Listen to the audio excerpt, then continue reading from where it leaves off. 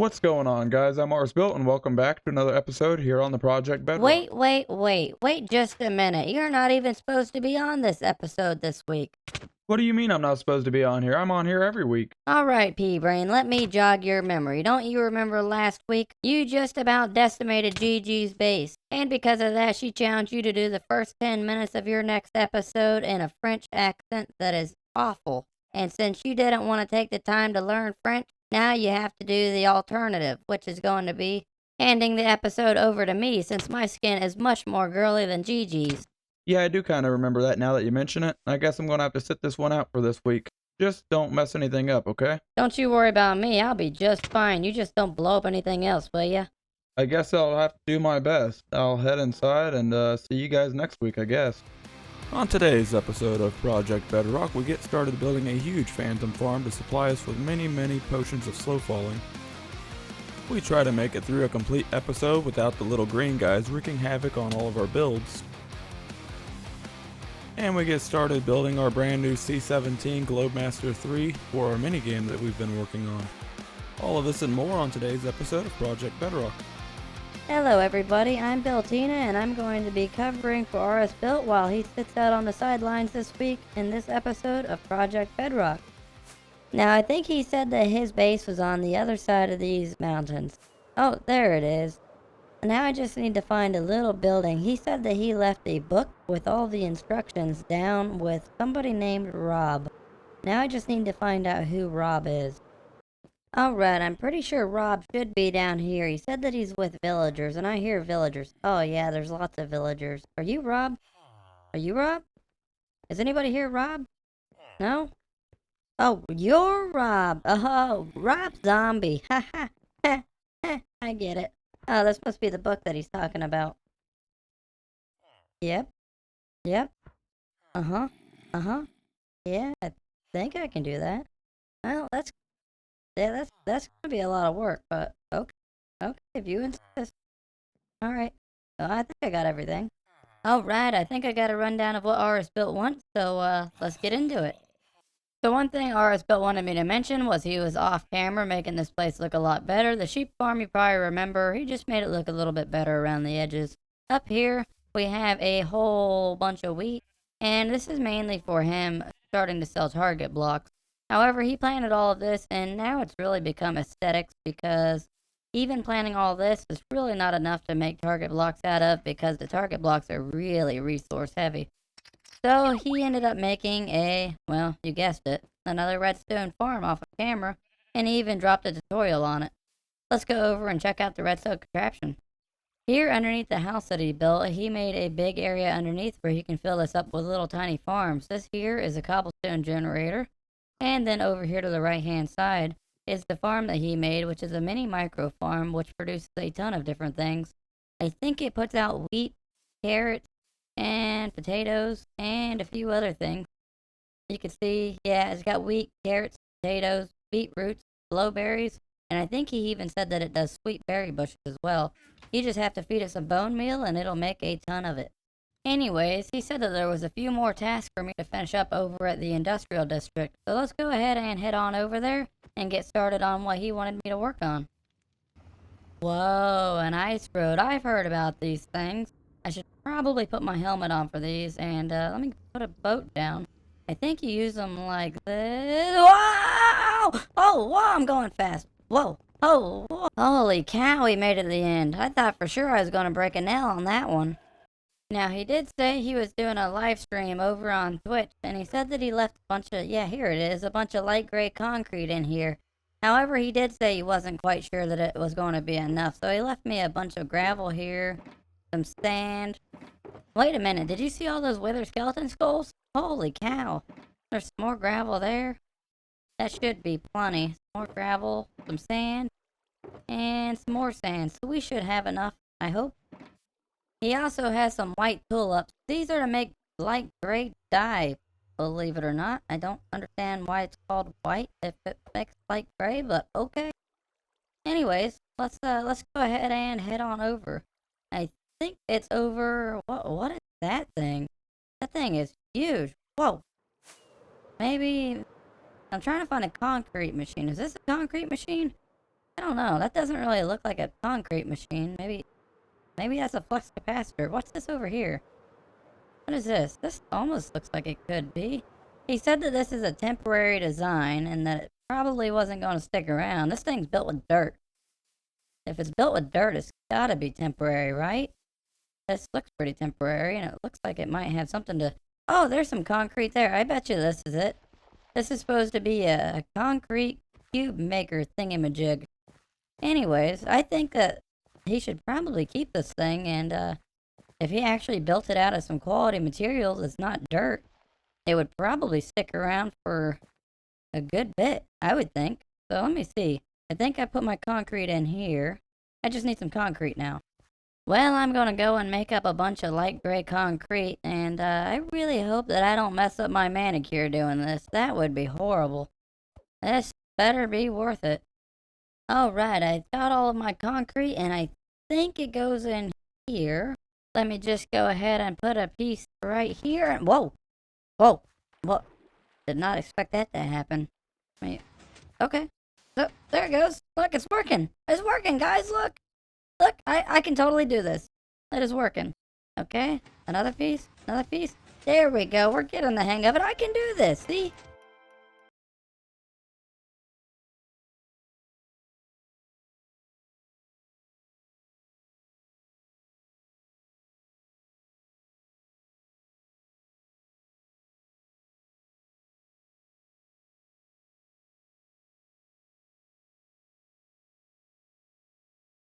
Alright, with all that material, I just about got almost a full shulker box of light gray concrete. But I tell you what, all of this light gray concrete, I cannot even tell you. I got blisters on my blisters from doing that. I do not recommend that. 10 out of 10, do not recommend. Alright, I got all of the light gray concrete. Now we're heading back to what's going to be the new gaming district. We just gotta be really careful, because I seen a bunch of those big old pork biscuits running around in here. Those big old things with the horns, yeah, they're really mean. One of them chased me. Anyways, it doesn't look like there's many over here. Some of these guys, but they're pretty... Oh, there's a pork biscuit right there. And just bob and weave and go around and... Nope, you get away. I will whack you. You stay. Stay away. Leave me alone. What is going on in here? Is his roof leaking? Look, there's fish inside of his house. I'm gonna have to let Uppbeat know that he's gonna have to repair his roof. Alright, we are on our way over to what's going to be the brand new gaming district, and as you can see, the shopping district is right behind us, and it turns out that the location that we chose is very, very close to the shopping district, and it's just a hop, skip, and jump away. And right here with the question mark in the sky is the center of what's going to be the new gaming district. And as you can see, if we spin around real quick, it's pretty flat over here, and we got quite a bit of room for a ton of different mini games. The area that Uppbeat marked out is right over here on the right hand side, this little piece of Savannah Island here. And this basically will work perfectly for what he has planned out. We just have to do a little bit of clearing first. So let me go ahead and put down my material, and we'll get into a time lapse.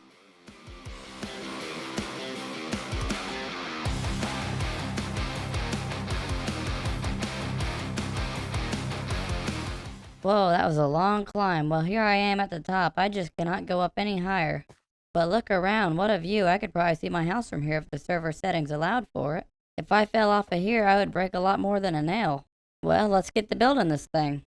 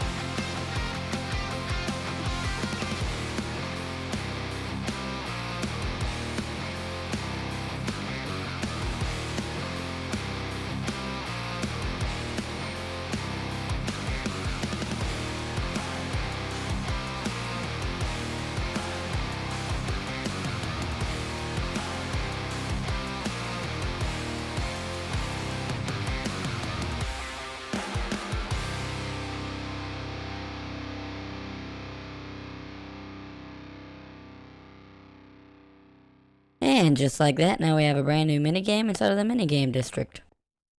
And if we take off and fly away, you can see just how close our gaming district is to our marketplace district. As we fly over here, the C-17 Globemaster 3 comes into render. Getting even closer to this thing, you begin to see just the massive scale of this, and it was a lot of building. But I think Ours Built did a really good job on putting this all together, and really doing a 1-for-1 replica of the C-17 Globemaster 3. Flying around, you can see the wings and the rocket engines, and also the landing gear down beneath. And then if we circle back around, you'll be able to see the rear tail section and also the bay door here. Inside, there's a ton of detail. I know that he spent a ton of time trying to get this right inside of a testing world. But we have a lift here and then the back door here. And these will, of course, open and close. And right now, they're currently inside of the open position. And then we also have this lower door with some hydraulics and stuff. And those hydraulics will open and close the door. Up here, we have a bunch of seats for paratroopers or whoever wants to strap in and take a ride. We also have some switches, some buttons, some thingy-mabobs, and even a screen up there. And then over here we got another screen and a couple more switches. We got landing gear with a bunch of hydraulic, which is a really cool touch. And also some big old tires down there.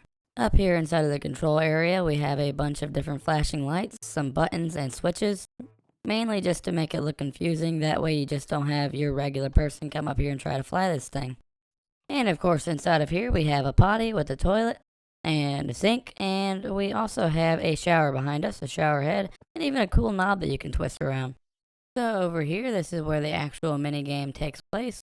We have a lot of stuff going on here. We have a door that will open and drop you out of it, and then we also have some indicator lights that as soon as you press this button here, they will start to flash, and once you get to the very end, the door will open up. But just before that door opens up, you're going to get hit with a splash potion of slow falling. And that potion is going to last just about halfway through the fall. And if you don't collect all of your stuff by then you're going to go splat on the ground. So once you push that button, it's going to count down and dispense a bunch of items. And then it will also drop you. The very last item that it dispenses will, of course, be that elytra. And you need to catch that before you hit the ground. Once everything falls down on the plate down here, if you do not collect the items, a hopper minecart will pick them all up. And then, of course, if you do not collect your elytra, you will not be able to fly over to the landing pad that RS Built will be building in the next episode. All of the red wool blocks are the most common, and they are worth 1 point each. The yellow wool blocks are a lot more rare, and they are worth 2 points each. And the blue wool blocks are the most rare at 3 points each, and they are strategically placed farthest away from the player to be the most difficult to get as well. And now it's time for my most favorite part of this whole thing. Whee! So if you look underneath all of this glass, you'll notice that we have a ton of hopper minecarts underneath there. And we also have a collection chest and a button down here. If we press that, then you'll see all of those minecarts are going to go all the way across and pick up all of those items, and they will dock on each side. All of our items will eventually collect inside of here. And this is just going to be the overflow for all of the blocks that the player does not collect. Once the player tallies up their points, then they can go ahead and deposit their blocks inside of this chest as well. And shortly after, all of the items have collected inside of the chest here. And we also have the elytra. Because the player did not gather the elytra, it fell down and was collected as well. That way the player never loses any of their elytras. Now you might have noticed, if you have a keen eye, that all of these hopper minecarts are kind of janky looking. This is just a visual glitch for the current version of Minecraft. All of these hopper minecarts are actually all the way to the left, all the way over top of the hopper and up against the solid block. About mid-time lapse, I ended up running out of some iron blocks, so I went over and paid GG a visit. Let's go ahead and roll that footage. Your nails and your lipstick and your hair bow all match. It's so cute. I couldn't learn French. I tried, and I looked up a bunch of YouTube videos, and it was going to take a while. So, just to fill in for RS Built for about a week due to our contract. And he's sitting this one out. I don't know if this is more of a punishment for me or him. I'm having to do all of his hard work. I've got an idea to help you out as a payback for having him do all your hard work. he left me quite the list to get a bunch of stuff done. Just put a wither in his face. No, no, after what happened to him, I'm not even going to play around with a wither. Besides, I might break a nail. Oh, crap. I can't. I can't. Every time I look at it, it just makes me laugh. You're way more girly than I am. I don't know, you're pretty girly. That's a close one. We'll have to let the audience It is. decide. Yep, definitely. So why I came over here is because I have this block here. I only have one of those. Mm-hmm. I need more. And I need like, I don't want those. well, here, take them. They're not mine. They're ours built. I stole them. So just take them. Oh, okay. Before he Right here actually in finds this out that I took them. I need like 63 more of those. As the project that he has been working on. Now we are just about done here for this episode. Let's head on over to the industrial district. Ours built gave me a few specific tasks that he wanted me to take care of over there as well. We are over in the shopping district, flying over to where I made a dirt pillar with a little pad on top. And this place is really close to the witch hut over there. You can see it over there in the distance, and then the rest of the farms, the creeper farm. And then over there that's barely rendered in, you can see the general mob farm. So we are really close to the rest of the other farms inside of the industrial district. And I figured that this would be a perfect place to build the phantom farm at. The very first thing that I need to do is go ahead and place down my armor stand. And then I'll go ahead and give him a banner, and that's going to bring up this spawn sphere. And this will basically show me where mobs will start to spawn and start to despawn. But the most important part is I want this red sphere out of the water. That way we're not loading any of the water underneath us. That way we don't get unwanted drowns and stuff taking up the mob cap. So now that we have our location all planned out, I'm going to go ahead and get rid of this spawn sphere here, do some cleaning up, and get to building this.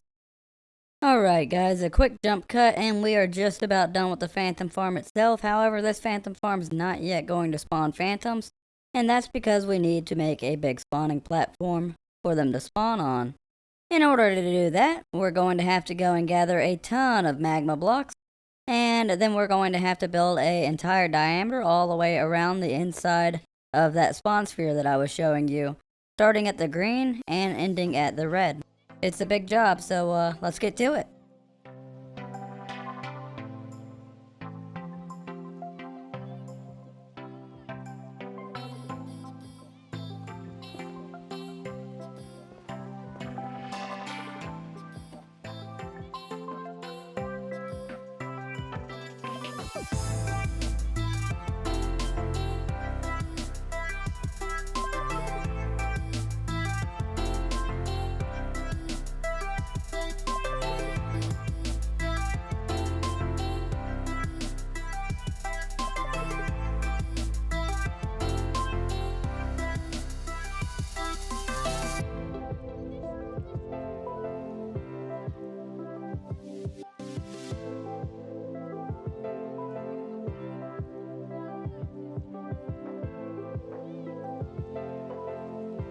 We got most of the magma blocks put in, and we got this thing up and running, and as you can see, we have some phantoms swooping in.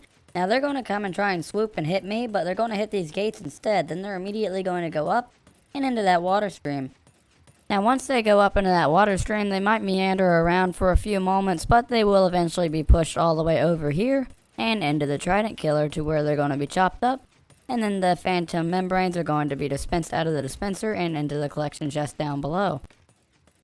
And if we go over here to our island with the creeper farm directly above me, you can see the phantom farm directly in the background. Now in the future I might go ahead and add a bunch more magma blocks around the circle to fill in the rest of the spawning spaces. That way we have maximum efficiency for our farm. I will also need to put a huge leaf canopy way above the farm. That way we are able to have the phantom spawn inside of the daytime, doubling the rates of the farm as well. But all of that is going to be inside of a future episode. And I'm afraid that we are out of time for today. I want to thank you guys so much for watching. If you enjoyed the video, hit that like button. If you really enjoyed the video, then hit that subscribe button. That way you don't miss future videos. I'm out, and RS Built will see you next week. Have a good day, everybody.